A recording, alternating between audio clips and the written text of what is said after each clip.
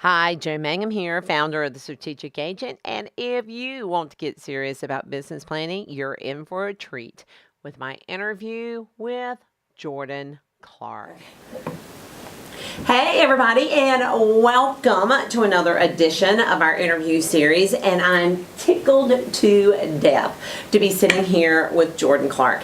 And I have to tell you, there's so many things I love about Jordan Clark. And we have known each other how long? About 6 years now. Has it been 6 years? 5, 6 years, yeah. Mm-hmm. All right, so here's the thing. I met Jordan Clark when he was green. I mean, very green. Green. Yeah. He was incredibly green. And he had just moved back to Raleigh. You grew up in Raleigh. I did. Okay. Yep. So he had just moved back to Raleigh, and he had been living the life of Vegas. I sure was. So you were a DJ in Vegas, right? That's correct. And you had worked in the restaurant industry, like the bar thing. Restaurants, nightclubs, you name it. Anything service industry related. So did you like go to bed at 8 a.m. kind of stuff? More times than my mother would want to know about, yes. So shh, tell his mother. So yeah, and so here he comes, and you come back to Raleigh. You decide you want to come and live in Raleigh. He's tired of the Las Vegas world. I was. Your brother was doing really well in real estate in another state. Correct. But that was kind of your impetus, right? If my brother can do this, I can do this. You know, it was at the time my brother was doing great in real estate. Right. And he was actually coaching people. And right. He said, look, you're out there living a fun life, but it's time to get serious. In a blink of an eye, you could all of a sudden become that 40-year-old server. And I think that you've got more potential than that. And come back to Raleigh. The market's great. Get your real estate license, and I'll coach you through it. And, truth be told, at that time, I was kind of over the Vegas life. I got that out of my system. Was ready to move back home to North Carolina and make a better life for myself. So that's a good brother. Yeah, it is. Thanks, Brandon. So there you go. There's your official thanks if you haven't gotten it before. But here was the thing. I met you when you were just brand new in. Right. And it was interesting because 6 years ago, you were young. You were young. You were young looking. You're now a married man with 2.5 children. Yeah, that's right. And so he's about to have the third girl. Sorry. 3 girls. 3 girls. Yeah. Very expensive. Yeah. So, and because you were young, you knew instinctually that you needed to really kind of change the way you looked. And he was the person that would show up in the suit and tie. I was. Well, all the rest of the millennials walked in blue jeans and tennis shoes. There he was in a suit and tie. And you wore that suit and tie every day.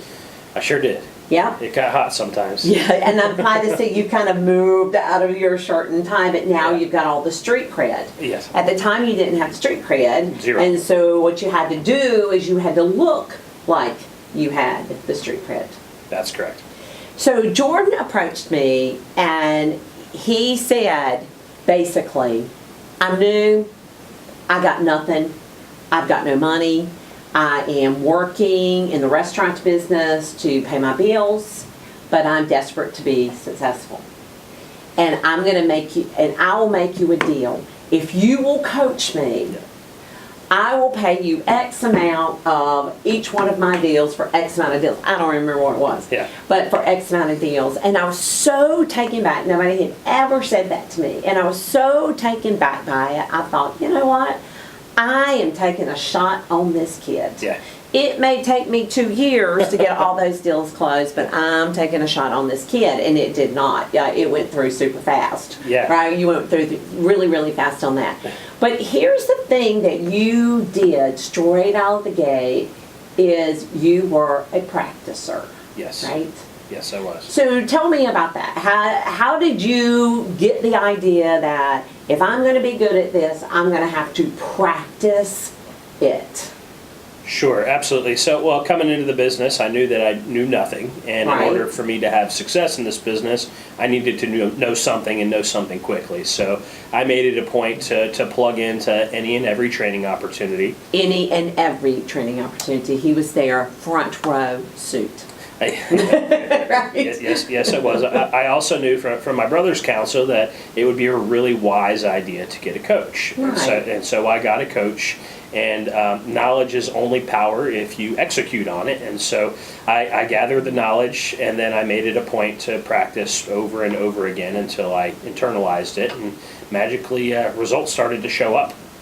So by the way, there was no magic. Yeah. You know that, right? There was no magic. Yeah. So it was working at it. You know, you're 6 years down the road on this now, and I'm kind of curious how you see it now that you work with people and you coach people and you work with team people. Sure. What do you think it is about agents not wanting to practice their craft? What do you think that is? Because that is a big deal. Agents don't like practice. Yeah, sure. You know, it's a common problem in the industry, and I think for most agents, myself included, until I really internalized this and started seeing the results, is practice feels like it's counterproductive. Yeah, so if I'm practicing that I'm not out in the field actually doing, which for many feels counterproductive. And Gary Keller, the owner of our company, said something interesting to me that struck a chord before, and he said that you can double or triple or quadruple or whatever your outcomes or your inputs by just becoming more efficient. So what he was trying to say is you could multiply your income without having to spend any additional time, energy, or effort exerted on lead generation tasks by simply just sharpening your sword and becoming better at and more efficient at what you do. And well, the way that you get there is by practicing scripts and dialogues and objection handlers. And so Gary, hasn't done so bad for himself. And No. so, I kind of look up to him and took his words to heart. And, I practice my craft. So, it's interesting because that is something you see all the time. Yep. You see agents that go out and instead of practicing, they go and try to execute on something and they do it poorly because Sure. they haven't practiced. Right. There's somebody in the industry, I don't remember who it is, that says this is the, surgeons practice, golfers practice, all these professions practice. Yep. We don't practice. And so what happens is you go out and you try it and you don't do very well at it. And Right. so what happens? Well, you fail. That's right. And then what happens when you fail? Well, that doesn't work. Sure. And then you go down a slippery slope. Potentially, yes. Potentially, Yep. yeah, you go down the slippery, you go down that slippery slope. Yep. So that was the thing, is that you always were a sponge, you always learned, and one of the things that I think, and let me say this, that as I've gone through these interviews, a common denominator between the really successful people is that they'll try something, they'll fail at it, and they'll go, I wonder how I change it, I wonder how I do it better, I Sure. wonder how I execute on this more efficiently, I wonder how and they do that, where the less successful people don't. Right. They don't find the lesson in it and change it and do it better. Yeah, some of the top leaders in our company are constantly preaching fail faster, fail forward, because Right. our most powerful lessons learned in life tend to be the ones that hurt the most. Right. When we put our hand on the stove, we don't put our hand on the stove again, and we figure out a new way of doing things. And that's what ultimately drives the business forward, is failing faster, learning from your mistakes, going Yeah. back to the drawing board and putting a new plan in place that hopefully will be successful. There is a famous person out there, John Maxwell. Yes. Okay. So John Maxwell, I'll never forget reading this, but he was talking about, how you're walking along and you're feeling really confident, and all of a sudden, before you know it, you are flat on the ground. Yes. Right? Have you ever done that? That happened a few times in Vegas. Well, there's a reason why that Yeah, happened in it Vegas. sure was. I did a Facebook Live, a couple of months ago, where I showed this part of my face up. Yeah. Because I had fallen flat on my face and split my lips open. Yeah. And so, but he talks about, how embarrassing that is, because you're walking along and all of a sudden you're just down on the ground. Sure. And he said, so here's the key to that. Act like you went down there for a reason and pick something up, and then when you come up and go, hey, look what I found, it's down there. Yeah. Which is effectively the same Sure. thing as Sound that advice. idea. Yeah. Because you're embarrassed that you failed. Yep. But that's okay, because you picked up something when you were down there. Absolutely. Right. Yeah. And so that has been one of the things I think that has really propelled you, And so when you first started, you were coaching, you were learning, you were failing fast, but you were learning, you were doing all of those things, and you were bumping along. And then you had an event happen. And I really think of this as the mark Yes. that changed your world. Sure. Your wife announced she was pregnant. That's right. I will never forget it. I will never forget it Yeah. because it was, you went from working in a restaurant, doing real estate part-time, Jordan, to, I now have a family. Yep. I now have a family to support. Sure. And that changed you completely. It did. It did. I mean, you flipped with Yeah. that. There was a switch that went off. That was a switch that went off. Yeah. And you know, we've been talking all week in the Facebook group about finding your big why, right? Sure. About as you do a business plan, which by the way, we'll get to his business plan in a second, but as you start doing your business plan, if you don't have that reason, you're not going to do the stuff. Probably not. Probably not. Yeah. You're not going to do it. And so that was your reason. Your reason all of a sudden became apparent.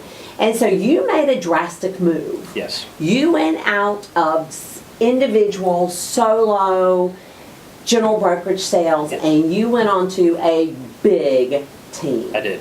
A big team. Yep. And a team that was highly structured. Yep. A team that had been in the market a really long time. Sure. And you went on that team, and I'm not sure you realized it at the time, but you stayed on the team about a year. That's right. And what did that do for you?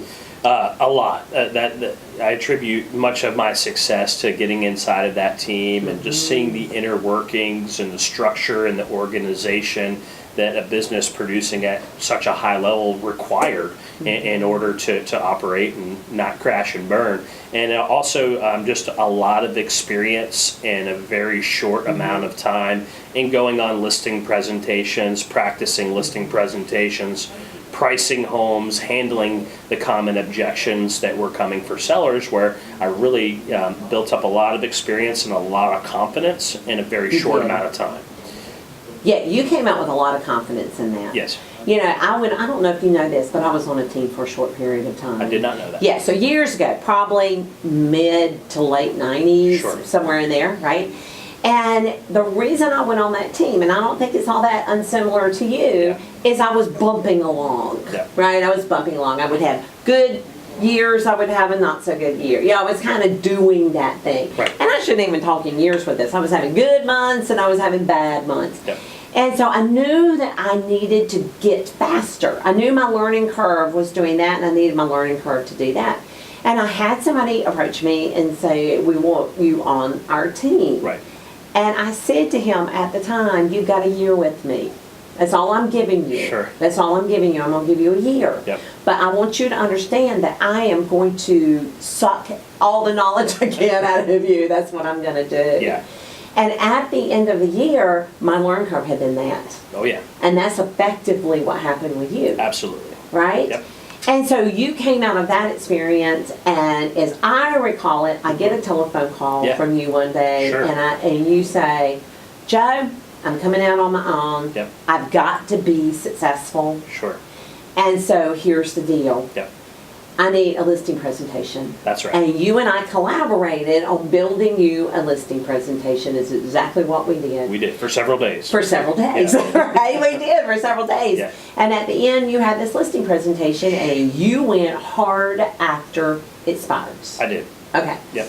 So tell us about that. Why did you pick Expireds? Yeah, so Expireds for me was something that I had started to experiment at the time and was starting to have success with. Yeah. And through coaching and through just attending events, I saw that as the low-hanging fruit in real estate. So expired listings had raised their hand and said, "Hey, They're humble, you know, hey, I've got a house to sell. right? I'm willing to pay a realtor to do it." Just the realtor that I had previously, for whatever reason, was not able to successfully get my home sold. Right. And, so I chose to go that path.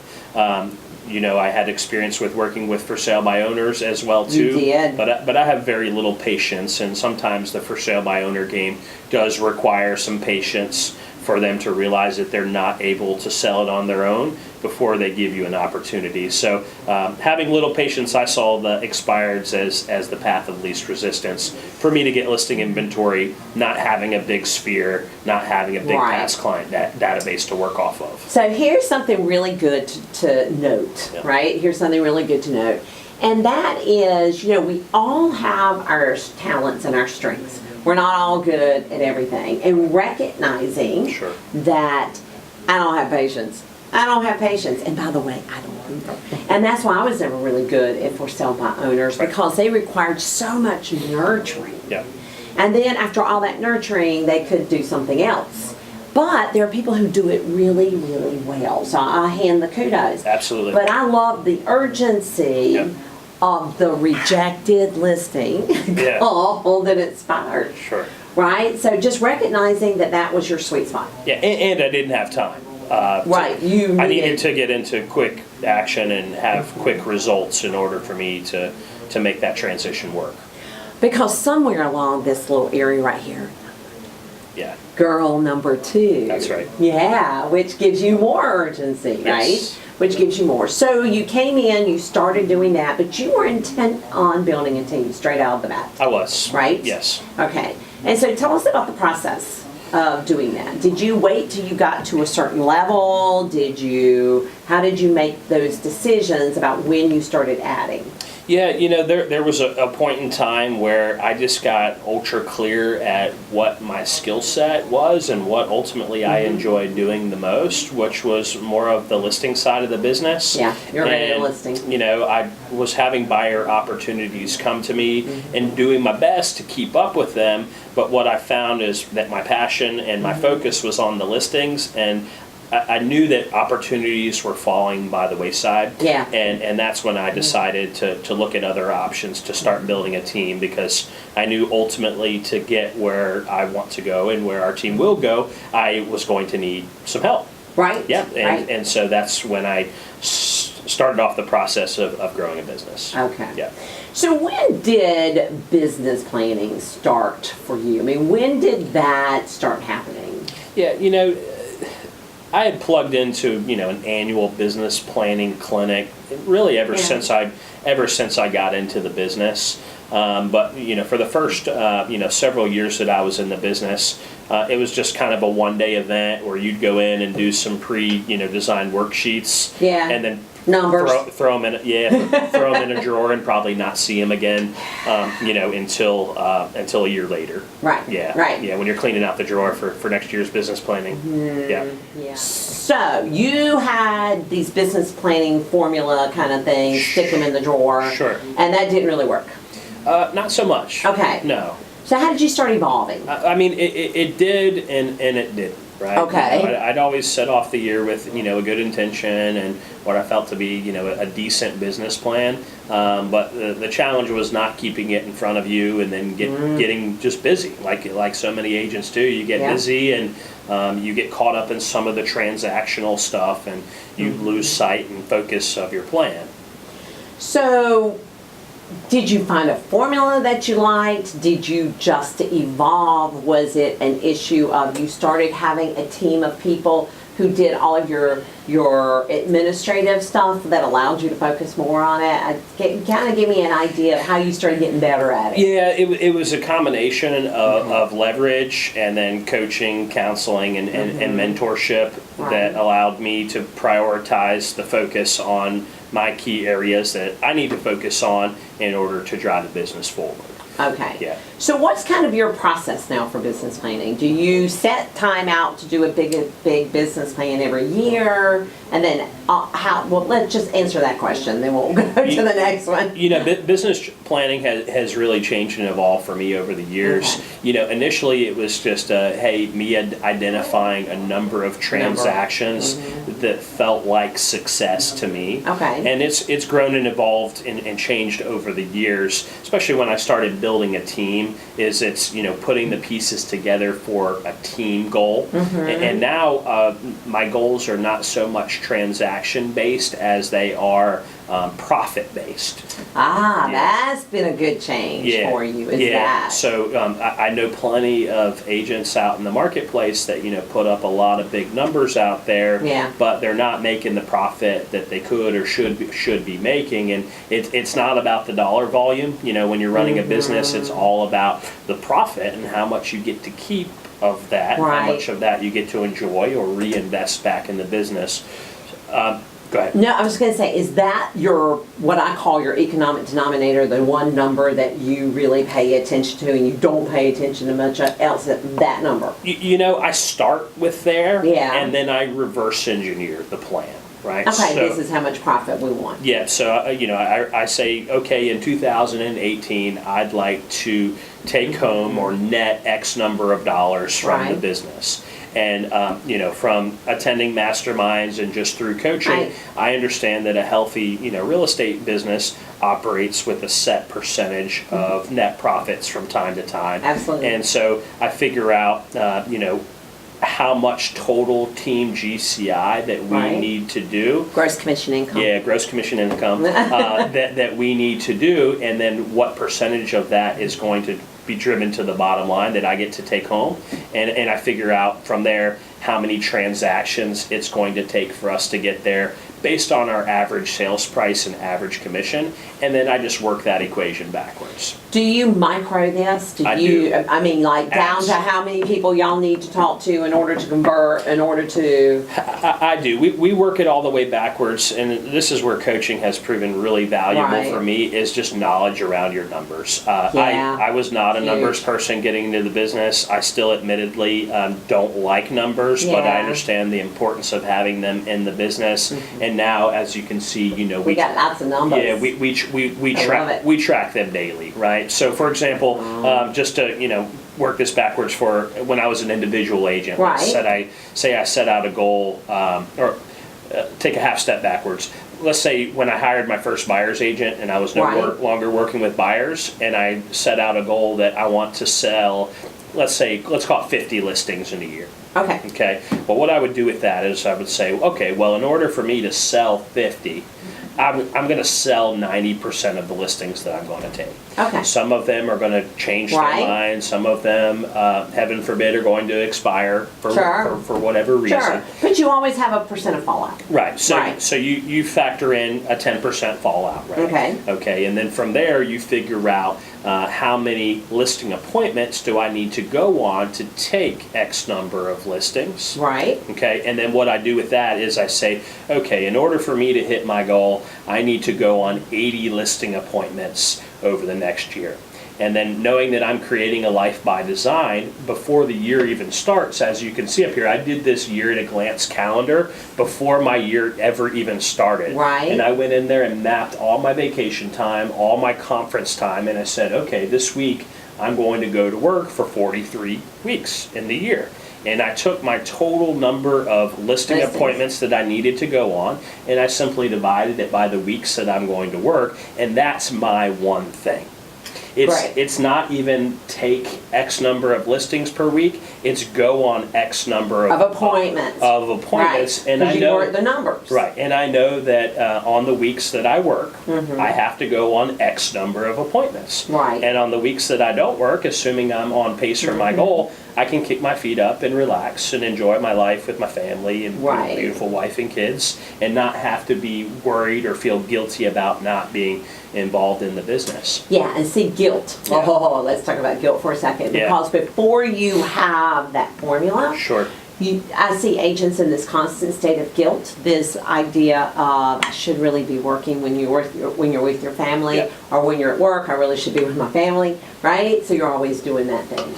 Absolutely. As you're growing and scaling a business, there's a lot of hard work involved. And as realtors, I know most of my realtor friends are working 6-7 days a week, and they're fielding calls at 8, 9, 10 o'clock at night. And in looking at this, what I found through coaching again is that if I'm going to do this crazy job where I'm fielding calls nights and weekends, I'm going to have a good balanced life. And what I found, your average American goes to work, 50 weeks out of the year.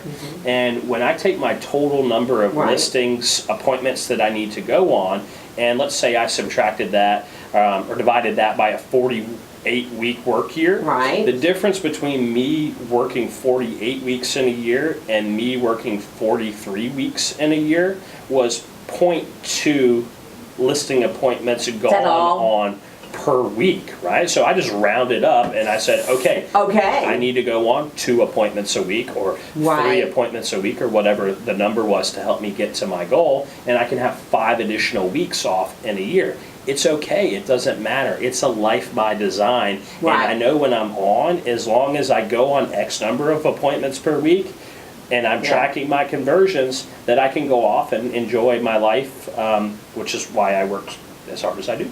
Right. Right. See, that's perfect. I'm sitting here being reminded. It's really kind of funny because, I sold real estate for so many years, 20 years. Yep. And I had a number, and that number was the number of appointments I needed to have each week. Sure. Right? Yep. If I had 2 appointments a week of new people, not existing people who were coming back for an appointment, but 2 new appointments a week, I knew my numbers worked. That's right. And I knew that I could take off 6 weeks a year. So I reversed engineered it similar. Yep. So this is the number one question I get because right now we're in November. I'm teaching lots of business planning classes. I'm doing lots of that kind of stuff. Number one question I get. Yep. How do you know what's realistic? How would you answer that? Because I get that question all the time.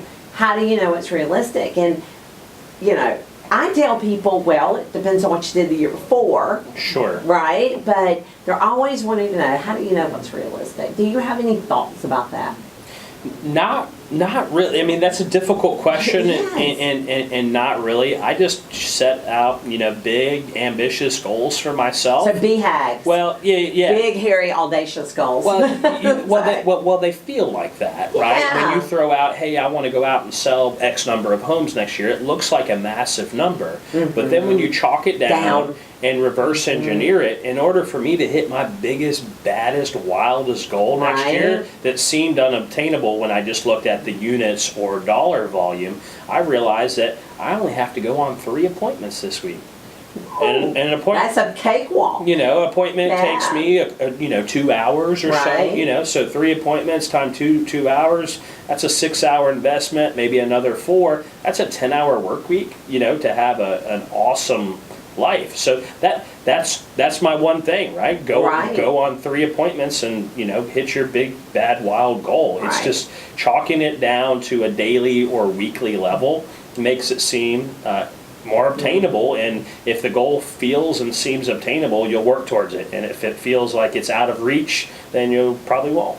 Right. So I always use the my favorite topic, weight. And I always talk about, if I said I want to lose 25 pounds before Christmas, and it's November, what today? 9th? Yeah, something like that. November 9th. 25 pounds by Christmas, that's probably too big. Right? But if I said 25 pounds before December 25th, 2018, I would eat my way through, right? Because it doesn't have enough tension to it.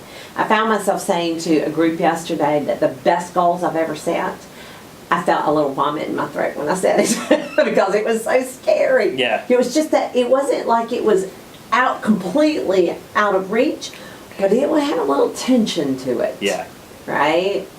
Absolutely, and to further kind of illustrate the point of like chalking down goals, our team is just coming off of a book that we just read that really has changed the way that I thought about goal setting and business planning. It's actually called The 12-Week Year. And I've read it. Oh, dude, that's great. I love that book. Great book. And so what it talks about is, corporations for many years have set, annual goals for themselves. And if we get to October and we're not on pace for goal, it kind of becomes demoralizing and people just give up. And so what our team has implemented just as of a few weeks ago is a 12-week calendar year, right? And so we set three-month or 12-week goals, and then we build a plan around that, and we actively work towards that. And that way, if we get to the end of a 12-week year or 12-week session and we're not on goal, we can go back and tweak and set a new 12-week year. And if we are on goal, we say, great. Let's keep doing that. Let's keep doing that. Yeah. And what could we do to improve upon it? But I think going back to the drawing board more than just once a year, once a quarter, and figuring out, is your plan working? And if not, adjusting the sales gives you a better chance at hitting your yearly objective. Right. And when you come to work each day and you realize, okay, we set goals on a 12-week calendar versus a 52-week calendar, it makes it a lot easier to hold people accountable, and it makes those goals in that time frame seem more obtainable. Right. Because the number's not as big. And that was going to be one of my questions is, how do you make sure you're staying on track? And the answer is, you're doing it quarterly. Yeah. Right. So you're reevaluating the plan and whether or not we're on par for goal, and if we're not, there's weekly accountability meetings, and we know that. And you know that well in advance. So you're doing accountability on a weekly basis, but you're looking at it quarterly and going, okay, is this plan serving us? Do we need to make tweaks? Oh, that's working. Let's do a lot more of that. Double down. Or cross through, or go back to the drawing board. Or go back to the drawing board. And so that's how you're doing your measurement. We are. It's really interesting because I see agents all the time who will say, I'm going to farm this neighborhood. And then at the end of the year, they go, well, that didn't work very well. Well, did you check your measurement every quarter to see what was working and what wasn't? Well, no. Yeah. Okay, there you go. Always track and measure. Always track and measure. Yeah. Do you do anything personally? I know that you do your weekly meeting, but do you do anything personally weekly to reconnect with your goals and get your personal motivation working? Sure, yeah, absolutely. So I got this idea from a mastermind from another great Keller Williams agent here in town, and it's just, you got to keep your goals written, and you got to keep them in front of you. And so what I've done is taken a page out of her book, and I've got my goals both personally and professionally on one page. Right. And they're laminated, and they're in about 15 different places. So I keep them in the car. So they're everywhere. Yeah, I keep them in the car, I keep them in the office, I keep them next to my bedside stand, and I'm always just constantly reviewing my goals. I like to spend 3 to 5 minutes each morning looking over my goals when I'm doing my mindset and business planning for the day. So I think just keeping those goals in front of you helps you stay focused on them, because we get so busy and caught up with the inspection and appraisal issues and the problem clients and the showing 50 houses to one client that sometimes it's... Don't do that. Don't do that. Don't do that. And we just lose sight during the hustle and bustle of our goals. And I've found that that's an incredible way for me to stay focused and have clarity and be energized around what I'm doing. That's how it works for you. Yeah, that's my big why. Have your children started saying to you, Daddy, have you hit your goals? They have. They're not quite to that age just yet. Yeah. But I do like that idea of keeping your goals in front of your family and saying, well, when we hit our goals, we can go to Disney. I've heard some mega agents that have kids a little bit older than mine do that, and they come home from work and say, Daddy, did you get that appointment? Because we want to go to Disney, right? So I was in a class yesterday with a woman who's been an agent for, 10 or 12 years. Really, really interesting. And she had children that were fussing about her being gone to show a house or gone on the weekend. Right. So she got a piggy bank. And she said, okay, every time Mommy closes a house, this is how much money goes in the piggy bank. Sure. And then every quarter we get to decide what we're going to do with it. Right. And she said she would be home and sitting there in front of the television. They would go, what you doing here? Yeah. why aren't you all selling something? We need some money in our piggy bank. Exactly. Yeah, so that's how she kind of turned that and made them part of it. Yeah. It's easy to lose sight with as busy as we are and as many pieces of information and communication that are coming at us each day, to lose sight of why we're doing what we're doing. And the purpose of business is to fund the perfect life and go out there and create those experiences and give your family opportunities. And that's been the driving force behind everything I do since we found out we were having one baby, and I was responsible for the entire household income. Right. Yeah. And all of a sudden you were like, whoa. It's game time. It was game time. Yeah. It really was game time. Yeah. And your why sleeps in your house. Yes. And so your why is very out there for you. And because we talk about all the time, I talk about it all the time, having the visual representation of your why. Yeah. Or otherwise, you won't do those uncomfortable things. Your Yes. why is what's going to make you make that phone call. Yeah. Yeah, it's going to make you make that phone call. So, does your team and you have the same goals? Do they have their individual goals? You have your individual, and then you have the team goals? Is that how you do it? Everyone on the team has their own individual goals. Okay. Right, and the individual goals on the team make up the team goal. Right. Right, and so I learned early on in the business that it's not about my goals for them. Yeah, It's it gotta, never is. Yeah, it's got to be about their own goals and what they are going to do when they sell X number of houses that really will motivate them and is what they're passionate about. And so now I just help them to achieve that, assuming their goals are above our team standards. We coach to that. So, what do you think? And I didn't tell him I was going to ask him this. Yeah. What do you think is the biggest mistake you've made along the way? The biggest mistake I made along the way was not being familiar with the models that Keller Williams teaches. Yeah. And me being a sales guy, me being a lead generation guy. Yeah, you are. Yeah, I went outside of model and hired a buyer's agent before I hired an administrative assistant. Which is outside the model. And it was outside the model, and the goal was to create more business, and we did that. What I found is that we didn't have the systems and the infrastructure and the processes on the administrative side of the business to effectively serve our clients to the level of expectation that I have, which is very, very high.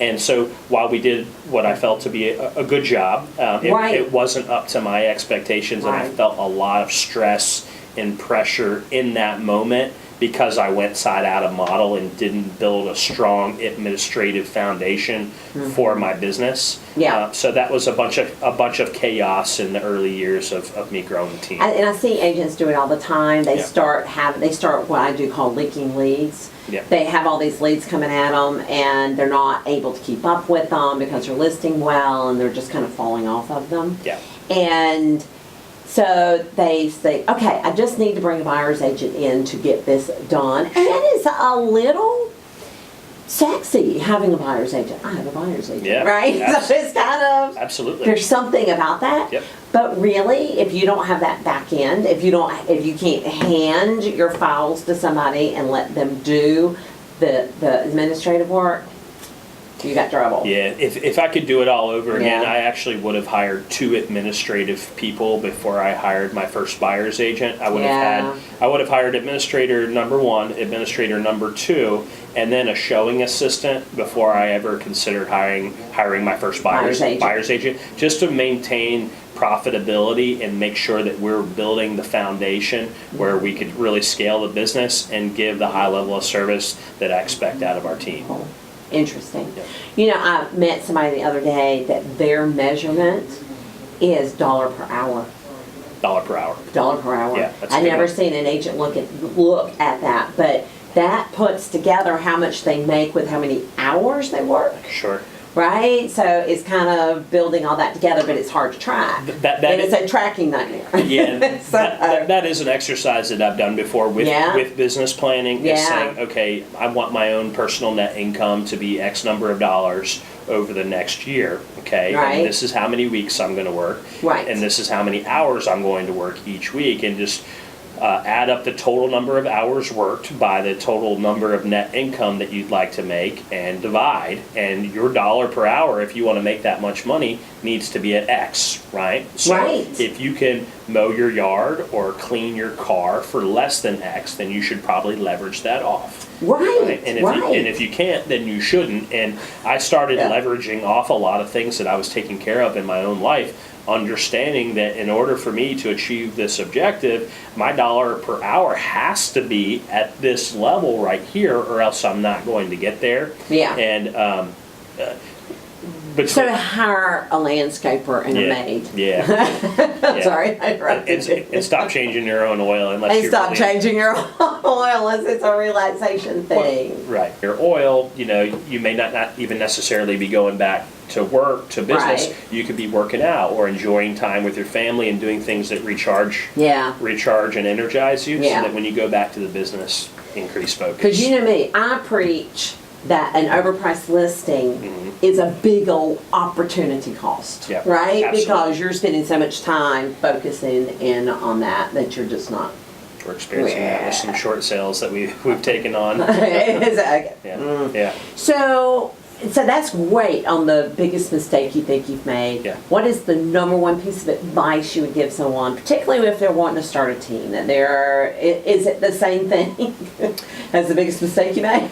Yeah, probably. I mean, just staying within model and having coaching. Right. Yeah, to help you along the way. We like that. Get a coach. Learning from people that have either done it themselves before or helped guide dozens of people through the same exact problems that you're likely going to encounter along your journey. So I have to say that we are filming this the day after I went on Facebook Live last night and made a big confession that I had failed miserably in my business plan that day. And that just nothing was happening right. And you popped on and said what? I popped on and said that anytime you were asking for advice. I was. I said, okay, how do you get back? How do you bounce back from that? And I spit back up something that you shared with me several years ago, which is when you've lost your mojo or you just got off that sales call where somebody yelled at you or things didn't go as planned, that you need to put your big why in front of you, which are your goals, right? Or your family, and then you also need to put things in front of you that make you feel gratitude. So I actually got this idea from you, where I put all those things that I'm thankful for, all those things that I'm striving for in my life, into a PowerPoint presentation. Right. And I still have mine. Yeah, I still have mine. I still have mine too. And I turn those slides on like a half-second delay. Me too. So you just quickly roll through those, and it's impossible for me to sit through that slideshow and either not tear up for the things that I've already accomplished and realized, or come out with an extreme sense of gratitude or fired up and motivated about my goals. And it's just bringing back to, why are we doing what we're doing? Right. I mean, when it's rainy outside, or we've got a little bit of a head cold, it's difficult and to go out there and tackle your task, right? But if you keep the big why in front of you, it's easy to go out there and have that fuel to the fire of, why am I doing what I'm doing, right? It's easy when the sun is shining and you're feeling great, and you didn't have a bottle of wine the night before, right? but are you talking about me? I'm talking about us. Yeah, I'm talking about. We're both wine lovers. Yeah, we are. I'm talking about us, but it's I found that when the times are tough and things aren't going as planned, you really need to go back to your goals and why is it that you're doing what you're doing, and so keeping those in front of you at all times is critical to success. I just love it when I say something 10 years ago or 6 years ago, and then I'm having a moment and he comes in and uses my words, which I love. That is just that is the reason I do what I do. It happens to me all the time. The Facebook time hop thing where it takes you several years ago. It's fun for me to see some of the quotes or some of the things that I experienced and was going through that I posted, and it's like how quickly we forget, right? How quickly we forget. So, how quickly we forget. But I still look at that slideshow all the time. It's changed, right? So it has things in it, but that's the thing that makes me go, that's it. That's the reason. Absolutely. So that's the big thing. It is. Find your why. Find your why and keep it in front of you. And keep it in front of you. All day. All day. Your goals everywhere. Keep moving. That's right. Cool. Thank you. Thank you.